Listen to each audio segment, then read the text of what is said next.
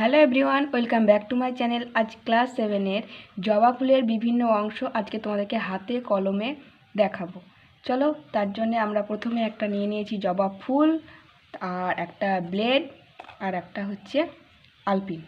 ওকে, আমাদের এই জিনিসগুলোতেই হয়ে যাবে কাজ। এখন এই ফুলটাকে দেখো, এটা একটা জবা ফুল, তোমরা সবাই চেনো জবা ফুল। তো এই ফুলটাকে আমরা ভালোভাবে পর্যবেক্ষণ করব এবং এর বিভিন্ন অংশগুলো অর্থাৎ ফুলের বিভিন্ন স্তবকগুলোকে আমরা চিনব। ঠিক আছে, তাহলে প্রথমেই দেখো আমাদের ফুলের 4টে স্তবক কী কী। বাইরে থেকে বৃতি, তারপরে দলমণ্ডল, তারপরে হচ্ছে পুংস্তবক, তারপর হচ্ছে স্ত্রীস্তবক। তাহলে বৃতি কোনটা? এই যে ফুলের বাইরে এই যে অংশটা সবুজ রঙের থাকছে ফানেলের মতো, এটা হচ্ছে বৃতি, তাই না?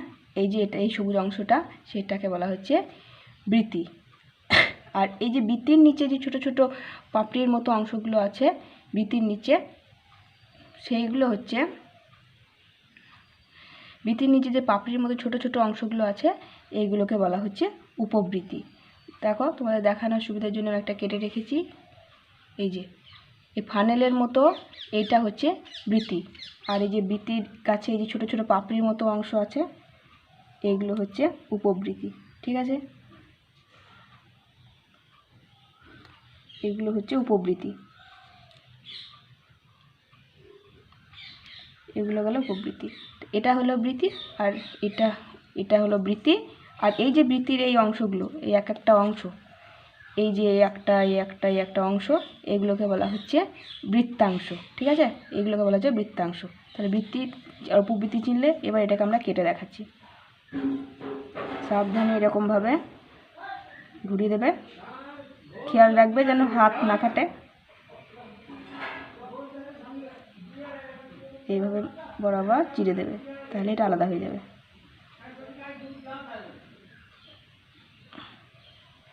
এই দেখো আমাদের বৃত্তি আলাদা হয়ে গেছে। এই যে বৃত্তি আর এই যে এইগুলো হচ্ছে বৃত্তাংশ, এইগুলো হচ্ছে বৃত্তাংশ। 5টা বৃত্তাংশ জবা ফুলের, এইগুলো হচ্ছে বৃত্তাংশ। ঠিক আছে, এবার চলো আমাদের নেক্সট হচ্ছে দলমণ্ডল। দলমণ্ডল হচ্ছে এই যে রঙিন অংশ, এটাই হচ্ছে আমাদের দলমণ্ডল জবা ফুলের। তো এগুলোকে আমরা আলাদা আলাদা করে দেখাই। এখানে দেখো বৃত্তিটা কিন্তু সব যুক্ত আছে, বৃত্তাংশগুলো পরস্পর যুক্ত আছে, তার জন্য এই জবা ফুলের বৃত্তিটাকে বলা হয় যুক্ত বৃত্তি। ঠিক আছে, এই জন্য এটাকে বলা হয় যুক্ত বৃত্তি। এবার যদি এটা মুক্ত থাকতো তাহলে এগুলোকে মুক্ত বৃত্তি বলতাম।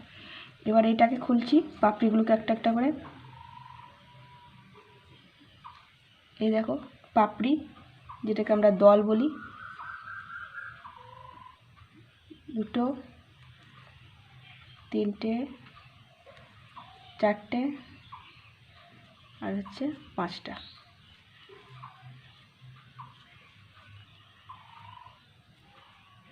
দেখো এগুলো কি দল, এগুলো হচ্ছে প্রত্যেকটা হচ্ছে দল, আর এগুলো হচ্ছে সবগুলোকে নিয়ে হচ্ছে দলমণ্ডল। তাহলে দলমণ্ডল কোনটা বোঝা গেল, বৃত্তি কোনটা হয়ে গেল।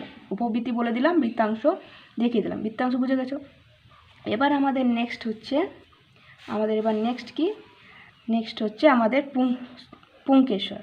পুংকেশর হচ্ছে এই যে হলুদ হলুদ, এই যে লাল দণ্ডের ওপরে হলুদ হলুদ অংশ, এইগুলি হচ্ছে পুংকেশর। অনেক একগুচ্ছ পুংকেশর থাকে জবা ফুলের ক্ষেত্রে, তো আমরা একটাকে আলাদা করে দেখাচ্ছি। দেখো এই দেখো, এইগুলো হচ্ছে পুংকেশর।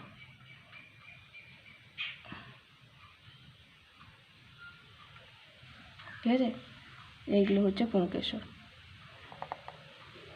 এই যে এইগুলো হচ্ছে পুংকেশর।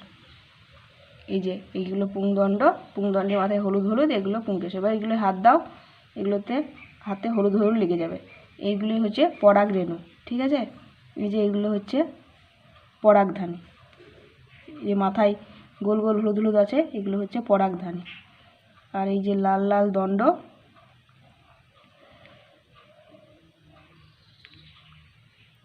এই লাল লাল দণ্ড, এগুলো হচ্ছে পুংদণ্ড। হাতে লেগে যাচ্ছে, এখানে একটা আলাদা করে দেখাই, এটা এখানে দেখাই। এই দেখো এইগুলো হচ্ছে এটা আমরা পুংকেশর বলবো। পুংদণ্ড আর পরাগধানী নিয়ে তো পুংকেশর, তাহলে পুংদণ্ড আর পুংদণ্ড আর পরাগধানী নিয়ে পুংকেশর, তো এটা হয়ে গেল পুংকেশর।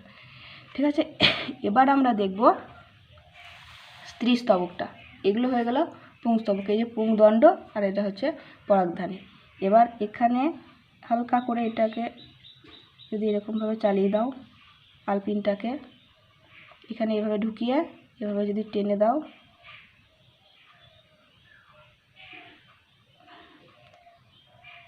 কেটে যাবে, আমাদের সবটা আলাদা হয়ে যাবে।